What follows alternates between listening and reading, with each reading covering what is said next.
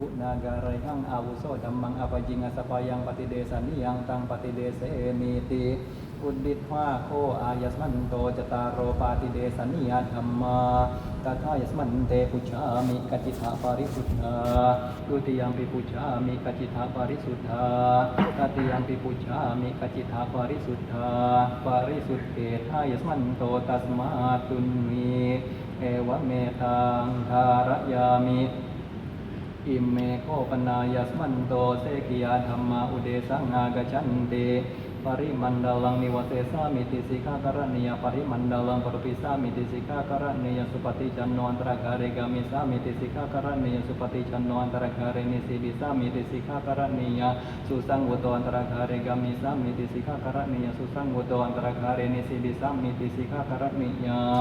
โอคิตจักขุอันตรกาเรกามิสามิติสิกากรณียโอคิตจักขุอันตรกาเรนิสิดิสามิติสิกากรณียนะอุคิตกายันตรกาเรกามิสามิติสิกากรณียนะอุคิตกายะอันตรกาเรนิสิดิสามิติสิกากรณีย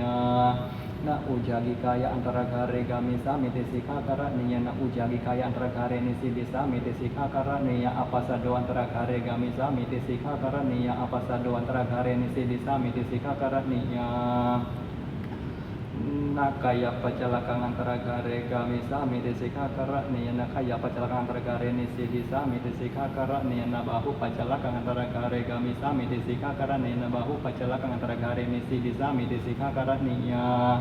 nasisa pacalakan antara gare kami sami desika kara niya nasisa pacalakan antara gare nisi disami desika kara niya nakhamba kato antara gare kami sami desika kara niya nakhamba kato antara gare nisi disami desika kara niyaนะโอกุนพีโตอันตรกาเรกามิสามิติสิกขากรณียนะโอกุนพีโตอันตรกาเรนิสิดิสามิติสิกขากรณียนะปัลอุกุเนตนะโอกุติกายะอันตรกาเรกามิสามิติสิกขากรณียนะปัลติกายะอันตรกาเรนิสิดิสามิติสิกขากรณียะจะบิสติสารุปาสักกัจจังปินดาปาตังปฏิกาเหสามิติสิกขากรณียปัตตสัญญีปินดาปาตังปฏิกาเหสามิติสิกขากรณียสมสุปกังปินดาปาตังปฏิกาเหสามิติสิกขากรณียสมติติกังปินดาปาตังปฏิกาเหสามิติสิกขากรณียสักกัจจังปินดาปาตังบุญญิสามิติสิกขากรณียปัตตสัญญีปินดาปาตังบุญญิสามิติสิกขากรณียสัพพดานังปินดาปาตังบุญญิสามิติสิกขากรณียสมสุปกังปินดาปาตังบุญญิสามิติสิกขากรณียนาทุปะโตอมาดิโตปินดาปาตังบุญญิสามิติสิกขากรณียสุปังเวเบียนจานังโอดันเนนะปฏิชาเดสามีบิโยกัมยตังอุปดายติสิกขากรณียนาสุปังโอดันังโออกิลาโนอัตโนอัฏฐายวิญญาเปโตบุญญิสามิติสิกขากรณียนะอุจานัสสัญญีปาริสังปตังโอโลเกสามิติสิกขากรณียนะติมหันตังกาวาลังคริสามิติสิกขากรณียปริมันดาลังอโลปังคริสามิติสิกขากรณียนะอนาหะเตกาวเลมุขัดวารังวิวาริสามิติสิกขากรณียนะปุญญามโนสบังหัทังมุเกปกิปิสามิติสิกขากรณียนักขาวสะนาสินัสกาวะนัสกาวะเลนะมุเขนะเบียหาริสามิติสิกขากรณียนะปินดุเขปะกังบุญญิสามิติสิกขากรณียนะขาวะลาวะเชดะกังบุญญิสามิติสิกขากรณียนะอวะกันดะคาระกังบุญญิสามิติสิกขากรณียนะหัตตันนิดุนะกังบุญญิสามิติสิกขากรณียนัสสิทธาวะการะกังบุญญิสามิติสิกขากรณียนะจิวหานิจาระกังบุญญิสามิติสิกขากรณียนะจัปโปจัปโปการะกังบุญญิสามิติสิกขากรณียนะสุรุการะกังบุญญิสามิติสิกขากรณียนะหัตถันนิเลหะกังบุญญิสามิติสิกขากรณียนะปัตตันนิเลหะกังบุญญิสามิติสิกขากรณียนะอดทันนิเลหะกังบุญญิสามิติสิกขากรณียนัสสามิเสนาเทนะปัญญาตาละกังปฏิกาเหสามิติสิกขากรณียนะสัสสิตกังปกัตถวานังอันตรกาเรชะเดสามิติสิกขากรณีย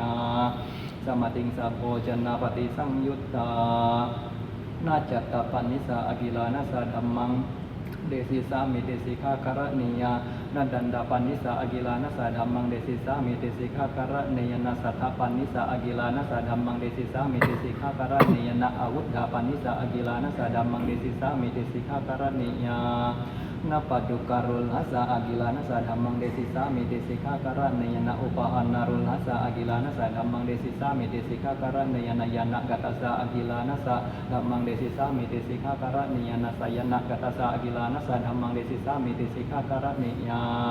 นาปัลลัตถิกายะนิสินนัสสะอากิลานัสสะธัมมังเดสิสามิติสิกขาการะเนยนะเวทิตาสีสัสสะอากิลานัสสะธัมมังเดสิสามิติสิกขาการะเนยนะโอกุนทิตาสีสัสสะอากิลานัสสะธัมมังเดสิสามิติสิกขาการะเนยนัจฉมายังนิสิติตัวอาสาเนนิสินนัสสะอากิลานัสสะธัมมังเดสิสามิติสิกขาการะเนยนะเนเชอาสาเนนิสิติตัวอุเชอาสาเนนิสินนัสสะอากิลานัสสะธัมมังเดสิสามิติสิกขาการะเนยนัตถิโตนิสินนัสสะอากิลานัสสะธัมมังเดสิสามิติสิกขาการะเนยนาปัจจโตกัจจันโตปุระโตกัจจันตัสสะอากิลานัสสะธัมมังเดสิสามิติสิกขาการะเนยนะอุปัฏเทนะกัจจันโตปัฏเทนะกัจจันตัสสะอากิลานัสสะธัมมังเดสิสามิติสิกขาการะเนยโสลสะธัมมเดสนาปฏิสังยุตตานาทิโตอากิลาโนอุจารังวะปัสสาวะคาริสามิติสิกขาการะเนยนะหริเตอากิลาโนอุจารังวะปัสสาวะเคลังวะคาริสามิติสิกขาการะเนยนะอุดาเกอากิลาโนอุจารังวะปัสสาวะเคลังวะคาริสามิติสิกขาการะเนยตโยปกินนักกะอุดิภาโคอายัสมันโตเสกิยธัมมาตัทไทสมันเตปุชามิกัจจิตาปาริสุทธาตุติยัมปิปุชามิกัจจิตาปาริสุทธาตติยัมปิปุชามิกัจจิตาปาริสุทธาปาริสุทเทธายัสมันโตตัสมาตุนีเอวะเมตังทารยามิอิมเมโคปนายัสมันโตสตาธิการณสมัทธาธัมมาอุเดสังอากัจฉันติอุปนุปนานังอธิการณานังสมัทธายอุปสัมมายสมุขาวินัยโยดัตตโปสติวินัยโยดัตตโปอมุลหวินัยโยดัตตโปปฏิญญาตการนังเยบุยสิกาตัสสะปาปิยสิกาทินนวัฏฐารโกติอุดดิษมาโคอายัสมันโตสตาธิการณสมัทธาธัมมาตัทธายัสมันเตปุชามิกัจจิตาปาริสุทธาตุติยัมปิปุชามิกัจจิตาปาริสุทธาตติยัมปิปุชามิกัจจิตาปาริสุทธาปาริสุทเทธายัสมันโตตัสมาตุนีเอวะเมตังทารยามิอุดิษทังโคอายัสมันโตนิดานังอุดิษภาจตารโรปาราชิกาธัมมาอุดิษฐาเตระสะสังฆาทิเสสะธัมมา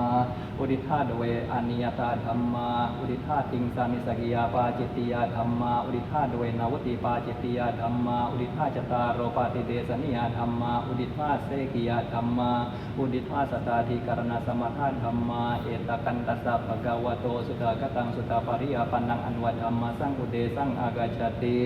กัทธาสเปเหวะสัมมาเกหิสัมโมดัมมาเนหิอวิวัตดมาเนหิสิกิตบันติ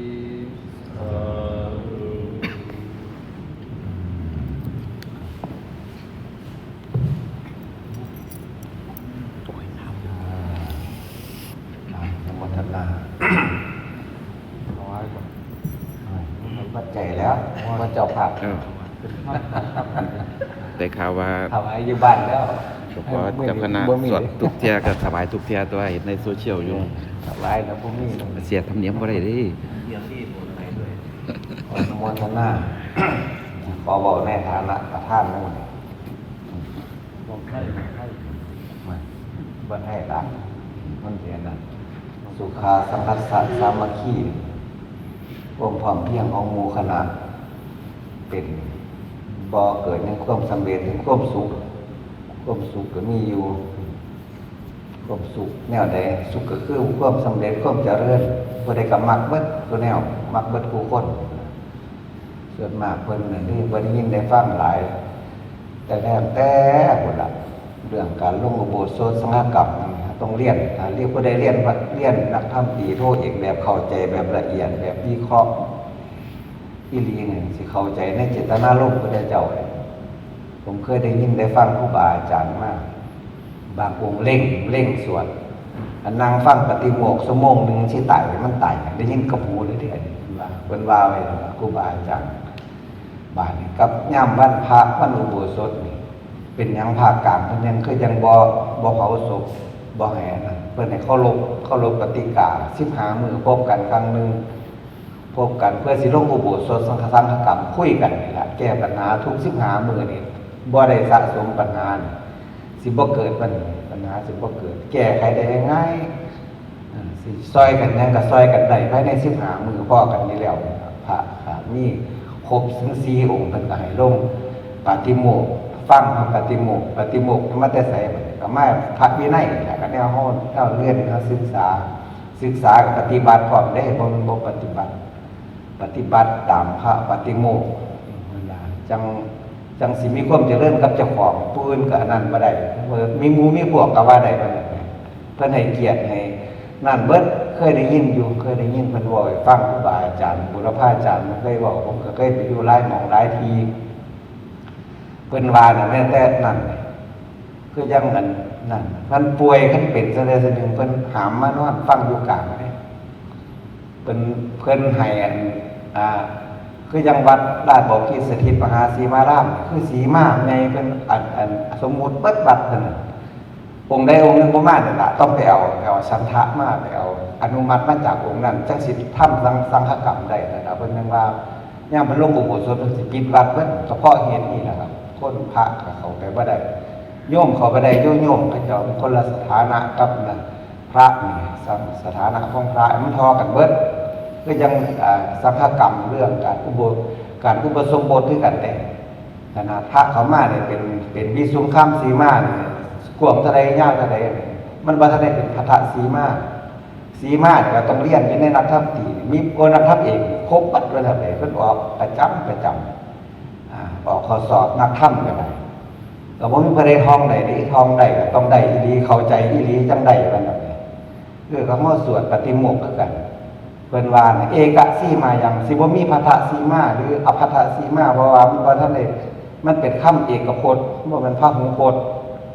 เพิ่นว่าเอกสีมายังเลยบ่ต้องไปถามหรอกว่าวัดนี้ท่านได้ปลูกพัทธสีมาหรือบ่ท่านปลูกอันนี้ผมก็อันนั้นอยู่ก็ได้ยินได้ฟังมาผมก็ถามมันแต่ก่อนแต่เป็นสามเณรล่ะผมก็พยายามเห็นครูบาอาจารย์เพิ่นสวดได้อยากได้มีความพยายามเลยครับเรื่องพวกนี้ขออนุโมทนาครูบาได้เมื่อผู้ใดบ่มีภาระอายุพรรษายังน้อยความจำยังดีอยู่นี่พากันมีไอดอลไว้มีความกระตือรือร้นไว้ในการศึกษาหมู่นี้บ่ทันโดนก็สิได้มานั่งที่ผมนี่ล่ะผมก็เป็นนี่นั่งที่หลังหมู่เหมือนแต่ก่อนก็จนได้มานั่งหัวหน้าหมู่สิล่ะคันบ่บวกคันบ่ตายก็บ่สึกนี่ได้เป็นแน่นอนหัวหน้าหมู่นี่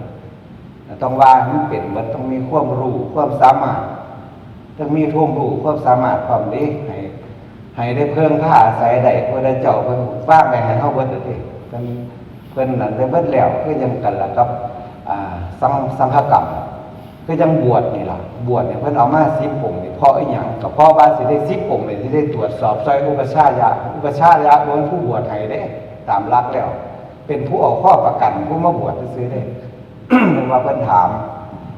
มเรื่องนั้นเรื่องนี้เป็นนั่นเป็นนี่มาบ่ใน10องค์นี่ถ้ารู้จักกันโอ้เคยเป็นหนี้กันมาตัวนี้เคยเป็นนั่นนี่มาองค์นี้บ่สมควรเลยก็คัดค้านในธรรมกลางเลยนี่ล่ะคือสำคัญของสังฆกรรมอันนี้คือกันลงอุโบสถนี่เพิ่นว่าต้องให้ความสำคัญสำคัญมีหลายครูบาอาจารย์ก็หลายแบบหลายองค์หลายความประพฤติปฏิบัติได้หลายความรู้หลายความสามารถบางองค์ก็ใหญ่ซื่อๆใหญ่กินเขาซื่อๆก็มีบ่ว่าสิคือกันเบิดเด้ผมเคยเห็นมาแล้วฮอดมืออุโบสถที่ยากหลายไปบ่ได้หาเหตุบ่อยากโลภบ่อยากอันนั้นนั่งฟังก็คือสินั่นบ่มีความอดทนนะจิกๆโอ้ยส่วนโดนนั่นน่ะสิได้ยินกับหูมาเด้มันบ่แม่นความเจริญยามนี่ล่ะยามสันจังหันยามมื้อเช้ายามทำวัดยามมื้อแลงครูบาอาจารย์สิได้อบรมยามลงอุโบสถนี่ก็สิได้คุยกันคือจังถ้าผมเฮ็ดมาบ่ได้ดอกหนังสือดอกตั้งแต่นี้มามีแต่คุยกันเบิดสิเฮ็ดอีหยังสังฆกรรมคือมีงานคณะสงฆ์ก็ประกาศโลดเลย2อำเภอประกาศเลยประกาศให้เป็นรูปแบบนะเพิ่นมีหยังมาแน่เพิ่นมีความเปลี่ยนแปลงหยังแน่คำสั่งมติอีหยังแน่เพิ่นว่ามาเฮาคือเพิ่นปฏิบัติตามใครมีความก็ซ้ำประชุมกันมันได้ทุก15วันครับผมเฮ็ดมาหลวงพ่อวัดพระศรีสมเด็จใหม่เพิ่นก็เป็นได้ย่อมอยู่เด้คือแต่ละอันนั้นมื้อนี้มันก็ลงมื้อนี้ก็ได้120รูปขนาดยามแรกเลยนี่ครับอาจารย์บ่แม่นนั่นเด้บ่แม่นย่อมกลุ่มเจ้าของเด้มันเป็นกลุ่มเป็นคณะเป็นนั่น ผมผ้าเฮ็ดหมู่เฮ็ดไว้ปานนั้นนี่ครับมันจังนั้นจำสิเอามาสวดถอดสวดถอนเฮือออกจากอาบัติสังฆาทิเศษเนี่ยบ่อยากจักเม็ดว่าซั่นไปแถวนั้นบ่ได้ไปมุ่นมาเด้บ่ได้ไปมุ่นมาคือทางอื่นนี่มุ่นดูไผอยู่มันโลดไปเห็นมาเบิดแล้วภาคเหนือภาคกลางภาคใต้อันนี้ล่ะคือความเจริญถ้าบ่มีความสามัคคีกันตัวนี้ล่ะบ่มีให้ความเคารพตัวนี้ล่ะสิอ้างนั่นอ้างนี่ได้เบิดล่ะพระ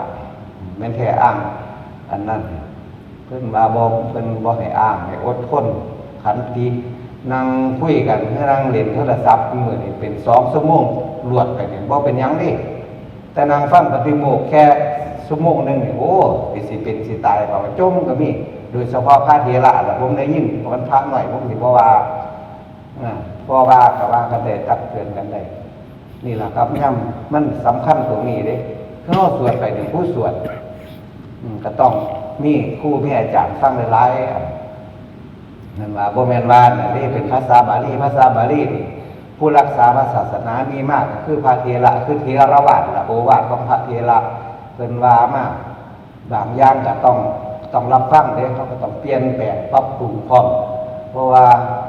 มันเป็นภาษาที่มีอักขระฐานก่อนมีขึ้นจมูกลงคออย่างนั้นมันมีผู้สอนอยู่เด้สอนปฏิโมกข์นั่นล่ะเขาก็สังเกตฟังเอาอย่าให้มันเป็นยาขนาดนี้กินแล้วแข็งแรงบ่มีโรคภัยเบียดเบียน3พยานกับ2อย่างเนี่ยมันสิแตกต่างกันนะเพิ่นว่าคืออย่างนั้น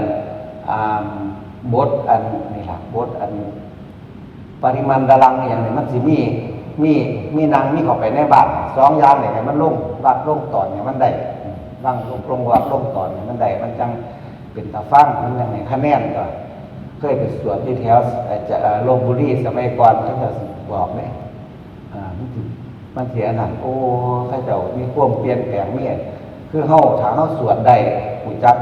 ความหมายมันแต่ละระบทนี่มันจำกันโดดดอกสิบ่อันนั้นมันเฮาจังสิมีรักวันไปคือจังหัวจังข้วยคันบ่มีรักมันก็ไปหากินข้าวกินกาเพิ่นโดนอันนี้รักคือว่าทำมีในพระเจ้าเพิ่นวางไว้ให้นั่นเฮ็ดมาจนเฮาเดี๋ยวนี้ล่ะเฮาก็เฮ็ดมาความสุขความเจริญความอันโมนี่ก็สิเกิดกับเจ้าของสิเกิดกับหมู่กับคณะความเป็นระเบียบเรียบร้อยมื้อนี้แม่นนักญาติโยมเห็นก็เกิดศรัทธาเลื่อมใสบ่เป็นอยู่ไกลเด้อยู่ใกล้ๆนี่ล่ะอยู่ในพระปฏิโมกข์นี่ล่ะก็คือจังนี้ล่ะด้วยได้เห็นด้วยได้ยินด้วยรักเกียรติสงสัยหยังแน่นี่อยู่ในนี่ล่ะบ่ต้องอยู่ไกลว่าอะไรมันนี่คือหลักของพระสงฆ์เฮาบ้านเฮามาอยู่ต่างประเทศบ้านนี่ครับหลักกฎหมายของแต่ละประเทศนั้นๆต้องเชื่อฟังครูบาอาจารย์ต้องผู้เบิ่งผู้มีประสบการณ์พร้อมมีหลายอย่างครับก็ขอฝากหมู่คณะไว้